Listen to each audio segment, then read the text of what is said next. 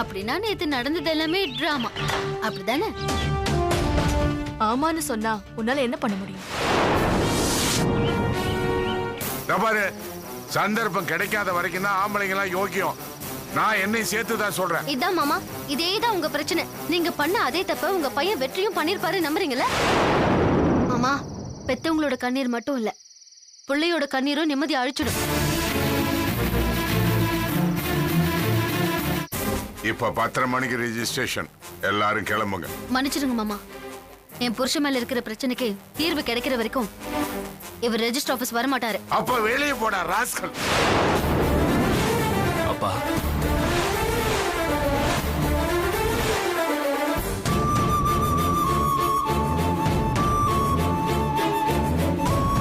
எப்ப என் வார்த்தை மீறி நடக்க ஆரம்பிச்சீங்களோ அப்பவே உங்க 2 பேருக்கு இந்த வீட்டுல இடம் கிடையாது. வெளியே போங்க. 2 பேரையும் வெளியில அனுப்புனா இந்த ஊர் நம்மளதாங்க கேவலமா பேசும். பேசட்டும். இந்த அவமானத்துக்கு அது எவ்வளவு பரவாயில்ல. அவங்க 2 பேர்கிட்ட யாரும் பார்க்கவோ பேசவோ எந்த உறவை வச்சு கூடாது. அவங்க ரூமை தாண்டி இந்த வீட்டுல வேற எங்கேயும் அவங்க அனாவசியமா நிக்க கூடாது. சமையல், சாப்பாடு எல்லாமே தனித்தனிதான். கண்ணுல தெரியற மாதிரி ஒரு கோடு போடலையே தவிர மத்தபடி மனசுக்குள்ள துண்டா பிரிச்சு வச்சாச்சு.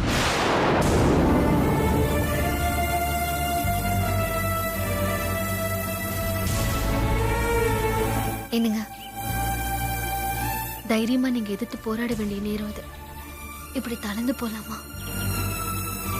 லக்ஷ்மி, நான் தளர்ந்து போகும்போதெல்லாம் நீ எனக்கு நம்பிக்கையா இருக்க. கடவுள் ஒண்ணு எனக்கு வரமா கொடுத்திருக்காரு. ஆனா நீ இல்லைன்னா நான் எப்போ தைரியத்தை இழந்து இந்த உலகத்தை விட்டே போயிருப்பேன். நீங்க இப்படி எல்லாம் பேசிக்கிட்ட இந்த மாதிரி வார்த்தையெல்லாம் சொல்லாதீங்க. அதை தாங்குற மனசு கடவுள் எனக்கு கொடுக்கல. லக்ஷ்மி, ஆனா இந்த வாழ்க்கையில வலியை தவிர நான் உனக்கு வேற எதையும் கொடுக்கலையே. வாழ்க்கை ஒரு கண்ணாடி மாதிரி. அந்த கண்ணாடி நம்ம எல்லாரோட வாழ்க்கையையும் இவ்வளவு காலமா ரொம்ப அழகா காட்டுச்சு. அந்த அழகான வாழ்க்கைய இப்ப சுக்குநூறா நொறுக்க மதுங்கிற ஒரு கல்லு வந்திருக்கு. அது ஏன் யாரும் புரிஞ்சுக்க மாட்டேங்கிறாங்க? அதை புரிஞ்சுக்கிற நிலைமையில ஒருத்தர் கூட இந்த வீட்டுல இல்ல. அதான் எனக்கு வேதனையா இருக்கு.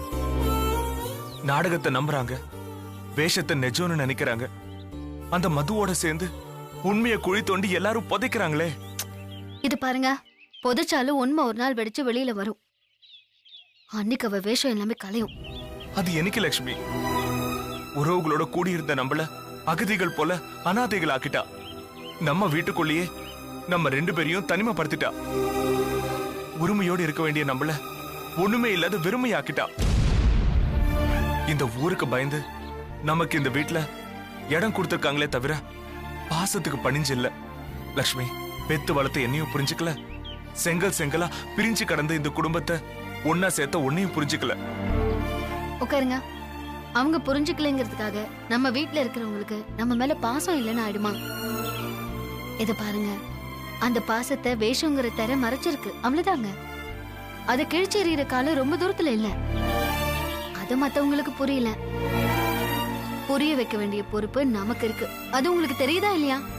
அதனாலதான் வேதனையில துவண்டு போறீங்க. எப்படி இது பாருங்க, துன்பம் துரத்துட்டோம், ஓடுவோம். எல்லாம் வரும்போது தைரியமா திரும்பி நின்று ஃபேஸ் பண்ணுவோம். துரத்துறவங்கள திருப்பி அடிப்போம்.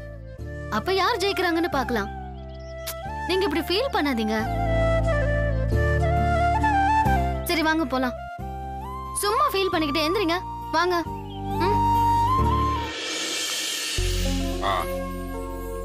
சாம்பார் விடட்டா?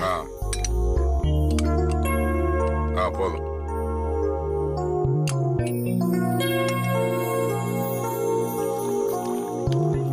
சார், ஏங்க போலீஸ் வந்திருக்கு. வர சொல்லு. உள்ள வாங்க.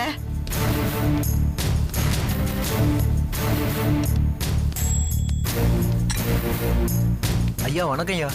வணக்கம். என்ன விஷயமா வந்திருக்கீங்க? பாம்பேக்கார பொண்ணு ஐயா வீட்டில் தான் தங்கியிருக்காங்களாம். அவங்க தான் ஃபோன் பண்ணி வர சொன்னாங்க. என்ன விஷயமா வர சொன்னாங்க? என்ன விஷயம்னு சொல்லல. அவங்க இருக்காங்களா? கூப்பிடு. ஆண்டி நானே வந்துட்டேன், நீங்க பரிமாறுங்க. சார் நீங்க வாங்க.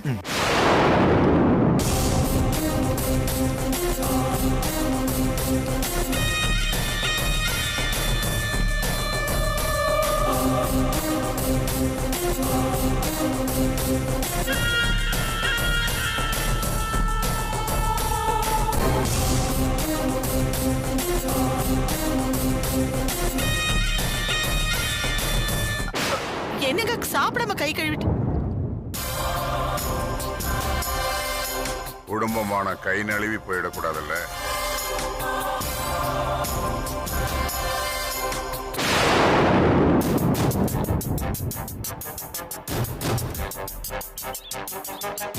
இங்க பாருங்க சார், நடந்த எல்லா விஷயத்தையும் நான் உங்ககிட்ட சொல்லிட்டேன். யார என்ன ஏதுன்னு பார்க்காம சட்டப்படி ஆக்ஷன் எடுக்க வேண்டியது உங்களோட கடமை சார். ஐயா சொல்லுங்க. உங்க மகன் வெற்றி மேல ஒரு கம்ப்ளைண்ட் கொடுத்திருக்காங்க. எப்படி உங்ககிட்ட கேக்குறதுன்னு தெரியல. அவர் எங்க? அங்கிள், இது வேற விஷயம். வெற்றியோட பேரை சொல்லிட்டு உங்களுக்கு சொந்தமான கெஸ்ட் ஹவுஸ்ல ஈவினிங் டைம்ல குடிச்சிட்டு சில பேர் கலட்டா பண்றாங்க. நேத்து அந்த பக்கம் போனப்ப நம்ம தோட்டத்துல வேலை செய்யற பொண்ணுங்கெல்லாம் சொல்லி ரொம்ப வருத்தப்பட்டாங்க. அதான் கம்ப்ளைண்ட் கொடுக்காம என்னன்னு கொஞ்சம் விசாரிக்க சொன்னேன். ஆமாய்யா, நான் எஃப்ஐஆர்லாம் போடல. வெற்றி கிட்ட அவங்க யார் என்னன்னு விசாரிச்சுட்டு வான் பண்ணி அனுப்பிடுறேன். வர்றீங்கய்யா.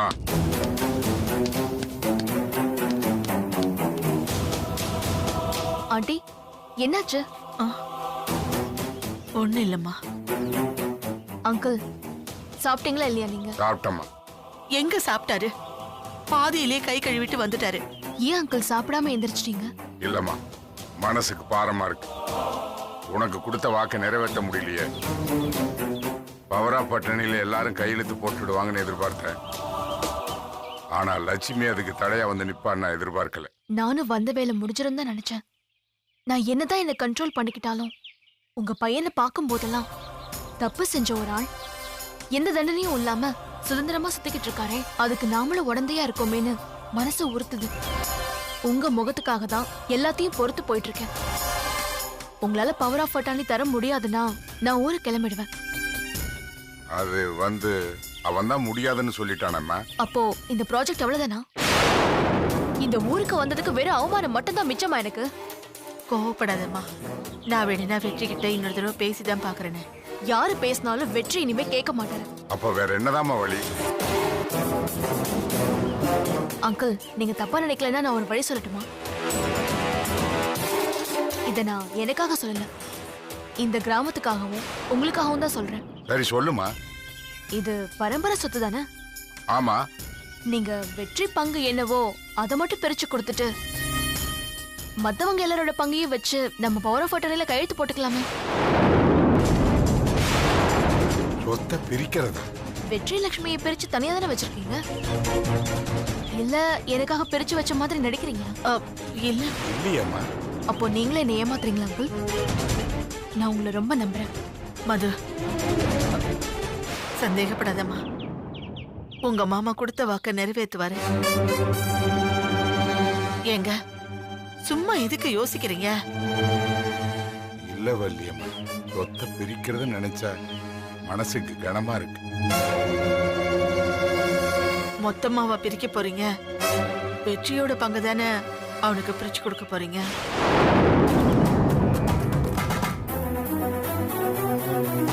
சரிம்மா, இப்ப யோசிக்கிற கட்டத்தில் நான் தாண்டிட்டேன். நாளைக்கே லாயரை பார்த்து நான் ஏற்பாடு பண்றேன். இப்போ உனக்கு திருப்தி தானம்மா? அங்கிள், இவ்ளோ பிரச்சனையை தாண்டி இந்த ஊருக்கு நல்லது பண்ண போறீங்கன்னு தெரிஞ்சா உங்க மரியாதை இன்னும் எங்கேயோ போயிடும் அங்கிள். லேட் பண்ணாதீங்க. சரிம்மா, வா வள்ளி.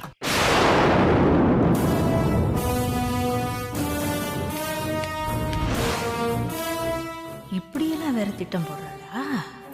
இதை எப்படியாவது தடுத்தாகணுமே. இதை எப்படியாவது லட்சுமி கிட்ட சொல்லிடணும்.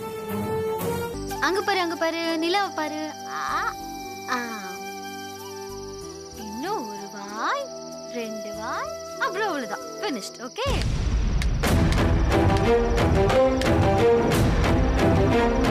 லட்சுமி,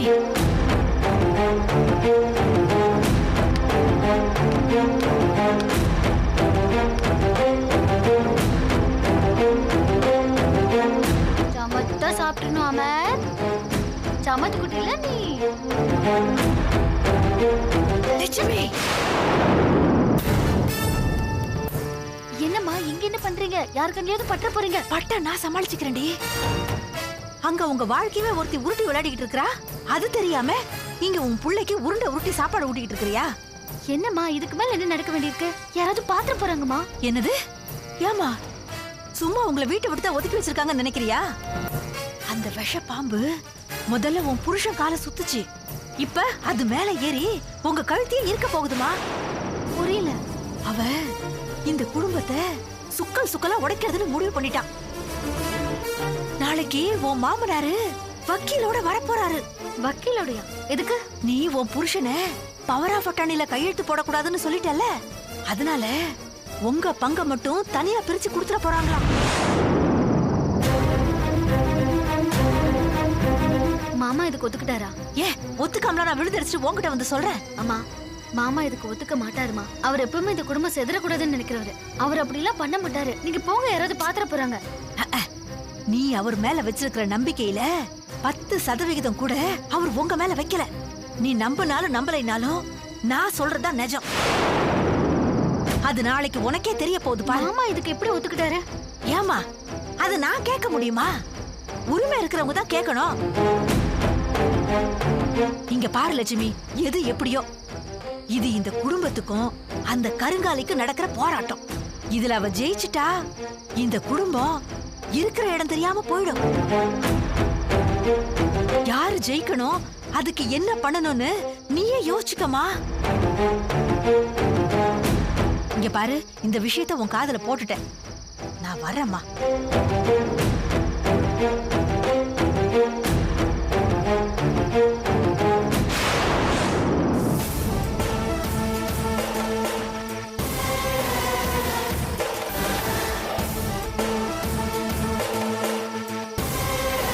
தனித்தனியா கிடைக்கிற இடத்துல ஒட்டு வேலை பாக்குறது நீதானா? இப்ப லக்ஷ்மி என்ன பண்றான்னு பாக்கலாம். அப்புறமா உன்னை கவனிச்சுக்கிறேன்.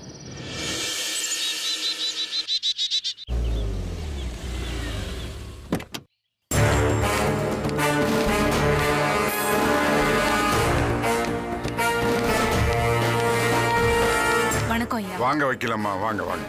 என்னங்கய்யா திடீர்னு இப்படி ஒரு முடிவு எடுத்துட்டீங்க? உட்காருங்க, சொல்றேன். வணக்கம்மா. அம்மா, பாம்பு காலை கொத்திட்டா விஷம் உடம்பு பூரா பரவிடக்கூடாதுன்னு சமயத்தில் விரலையே கூட வெட்டிடுறது இல்லையா? அந்த மாதிரி தான் அது. உட்காருங்க. சரி, நீங்க சொல்லுங்க ஐயா. எல்லாத்தையும் ரெடி பண்ணிட்டீங்களா? எல்லாம் ரெடியா இருக்குங்க ஐயா, நீங்க பாருங்க. என்ன எங்க யாரையும் காணா? ஏய் தங்கவேலு, வாங்கடா, எல்லாரும் வாங்கடா. வந்துட்டோம்பா.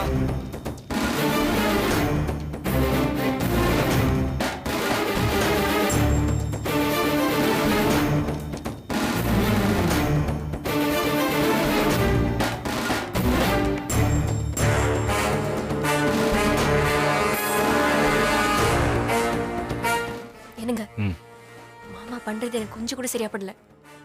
அங்கிள், அனுஷ்கா ஏதோ சொல்ற மாதிரி இருக்கு. என்னம்மா? ஒண்ணும் இல்ல மாமா.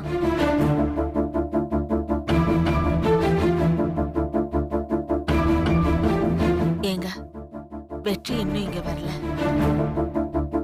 ஏய், யாரா போய் அவனை கூட்டிட்டு வாங்கடா.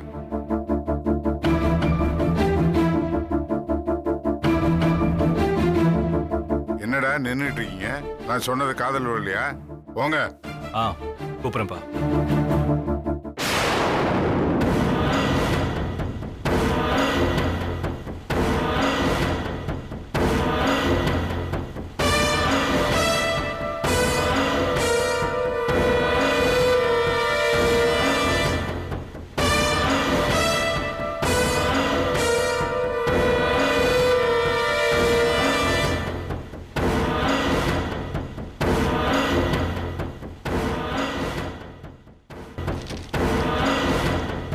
தாயிரம்மா, ம் வர வேண்டியவங்க எல்லாரும் வந்தாச்சு. நீங்களே விவரத்தை சொல்லிடுங்க. இதுல என்ன எழுதியிருக்குன்னா, வீடு, வாசல், காடு, கரை, தோட்டம், தொரவுன்னு உங்க குடும்பத்து சொத்து பத்து எல்லாத்தையும் அண்ணன் தம்பிங்க 3 பேரு, ஐயா ஒருத்தருன்னு மொத்தம் 4 பங்கா பிரிச்சு அதோட மதிப்புக்கு தகுந்த மாதிரி அதுல ஒரு பங்கை மட்டும் வெற்றிக்கு பிரிச்சு கொடுக்கறதுன்னு ஐயா முடிவெடுத்திருக்காரு. அதோட விவரம் என்னன்னா, ஒரு நிமிஷம் இருங்க. எனக்கு எந்த சொத்தும் வேண்டாம். யார் உங்ககிட்ட சொத்து வேணும்னு கேட்டது? வள்ளியம்மா, யாரோட கருத்தையும் நான் கேட்கறதுக்கு தயாரா இல்ல. அம்மா, இத பாரு, அவர் என்ன சொல்றாரோ அதை செய். எங்க உயிரை வாங்காத. நீங்க சொல்லுங்க. வெற்றி, உங்க பங்குக்கு 20 ஏக்கர் நிலம், கிணத்து கடவு வீடு, பழைய செங்கல் சூளை, தாமரை குளத்துல இருக்கிற தோட்டம்னு எல்லாம் முடிவாயிருக்கு. தாமரை குள தோட்டமா? ஏண்டி இது அவன் பேருக்கு போயிருச்சடி? இல்லடி, கடைசி காலத்துல அந்த தோட்டத்துக்கு நடுவுல ஒரு கெஸ்ட் ஹவுஸ் கட்டி வாழலாம்னு நினைச்சேன். கொஞ்சம் வாய மூடுறியா? இங்க பாருங்க, உங்க பாதியத்துக்கு உட்பட்ட இடத்த நீங்க என்ன வேணாலும் செய்யலாம். அதுக்கு உங்களுக்கு எல்லா உரிமையும் இருக்கு. அது போக மத்தவங்க இடத்த பாகம் பிரிக்கும் போது உங்களுக்கு எந்த உரிமையும் இல்ல.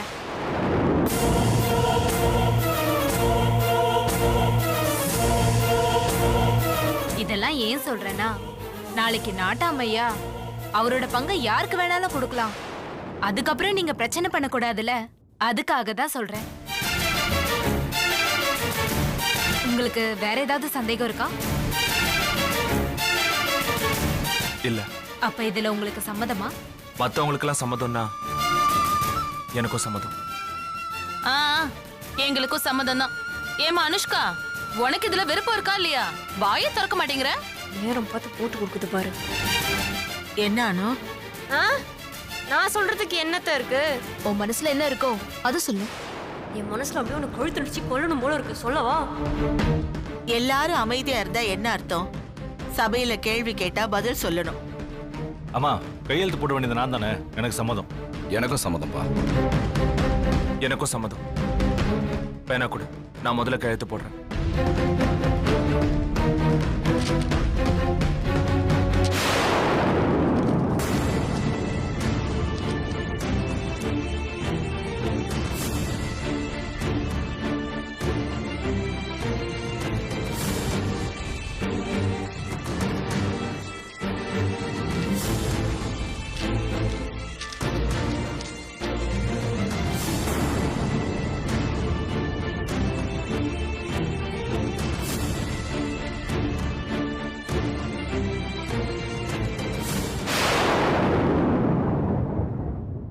இப்ப எல்லாருக்கும் சந்தோஷமா? தப்பு பண்ணிட்டீங்க.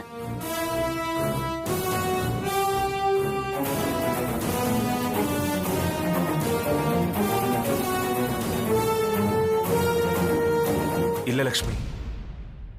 இல்லங்க, நீங்க உணர்ச்சி வசப்பட்டுட்டீங்க. லக்ஷ்மி, ஒரே வீட்டுக்குள்ள இருந்துகிட்டு அவஸ்தைப்படுறதை விட அவங்க எங்க போன்னு புடிச்சு தள்ளுறாங்களோ அங்க போறதுதான் நல்லது. ஏ தங்கவேலு, அப்பா, அங்க என்னடா பாத்துக்கிட்டு இருக்க? நீ கையெழுத்து போடு.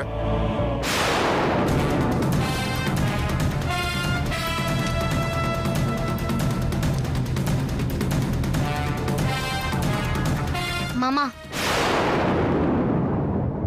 எல்லாருமே சேர்ந்து எங்க உறவை வெட்டி விடணும்னு முடிவு பண்ணிட்டீங்கல்ல? டேய், அவ பேச்ச கேட்காதடா. ஆமா மாமா, என் பேச்சுல நீங்க கேட்க வேண்டாம். ஏன்னா அதுல கொஞ்சம் நியாயம் இருக்கும். அத உங்க மனசாட்சி கேள்வி கேட்கும்ல. நாம என்ன செஞ்சுக்கிட்டு இருக்கோம், அது எங்க கொண்டு போய் நிறுத்தோம்னு யோசிக்க வைக்கும்ல. அதனால என் பேச்ச யாருமே கேட்காதீங்க. உங்க கண்ணையும் காதையும் மூடிக்கிட்டு அதுல கையெழுத்து போடுங்க. நீங்க போடுற கையெழுத்து சேர்க்கறதுக்கு இல்ல, பிரிக்கிறதுக்கு. இது பாரு லக்ஷ்மி, உன் புருஷன் கையெழுத்து போட்டாச்சு. இவரை எதுக்காக தடுக்கிற? எங்க கையெழுத்த போடுங்க. இல்ல, கையெழுத்து போடுங்க மாமா. இதுக்கப்புறம் நீங்க நிறைய கையெழுத்து போட வேண்டி வரும். நீ கொஞ்சம் பேசுறத நிறுத்துறியா? மாமா, இப்ப பேசுறதா நான் கடைசியா பேச போறது. எப்படியும் நீங்க எல்லாரும் கையெழுத்து போடுறதுக்கு அப்புறம் எங்க 2 பேரையும் போன் தானே சொல்ல போறீங்க. போறதுக்கு முன்னாலே என் மனசுல இருக்கிறது எல்லாத்தையும் கூட்டிட்டு போயிடுறேன் மாமா. மாமா, நான் இங்க பைத்தியக்காரி மாதிரி உளறிட்டு இருக்கேன். நீங்க எதையுமே கண்டுக்காதீங்க. இந்த குடும்பம் பிரியாம இருக்க இந்த சொத்தும் ஒரு காரணம். எங்களை ஒதுக்கி வச்சுங்க, இப்ப சொத்தை பிரிக்கிறீங்க. எல்லாத்துக்கும் ஆரம்பம்னு ஒண்ணு வேணும்ல, நீங்க ஆரம்பிங்க.